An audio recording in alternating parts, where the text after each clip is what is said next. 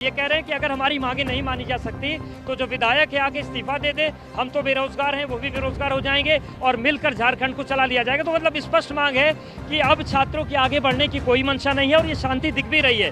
छात्र बस ये है कह रहे हैं कि अब वो शाम को कैंडल मार्च निकालेंगे और कैंडल मार्च के जरिए वो आगे बढ़ेंगे। आप देखिए जो पुलिस अधिकारी है वो भी हाथ जोड़ रहे हैं छात्रों से, यानी कि देखिए बातचीत का सिलसिला तो शुरू हो गया है। ये भी स्पष्ट हो गया है कि छात्र यहाँ से आगे नहीं बढ़ेंगे। अब बस मांग यही है कि डीजीपी यहाँ पर मौके पर आ जाए और उसके बाद ये लोग वापस लौट जाएंगे। कैंडल मार्च के जरिए वापसी होगी।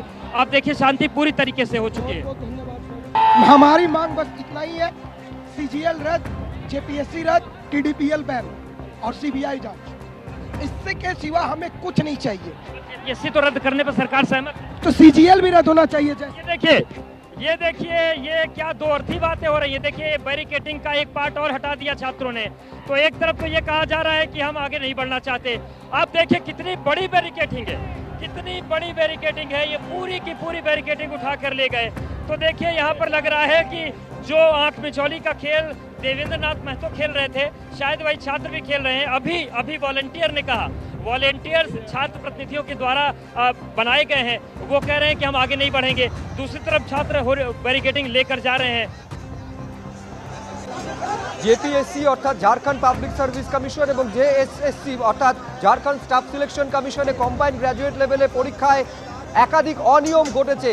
পরীক্ষার আসন লাখ লাখ টাকায় বিক্রি হয়েছে, প্রশ্ন ফাঁস হয়েছে। এই পরীক্ষা বাতিল করতে হবে, সিবিআই তদন্ত দিতে হবে।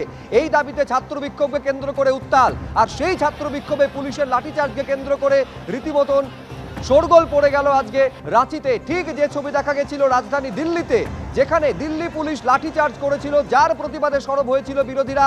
এবার বিরোধী শাসিত রাজ্যে সেই দিল্লি মডেল পুলিশের লাঠিচার্জের দিল্লি মডেল সেই দেখা গেল রাঁচিতে আজ।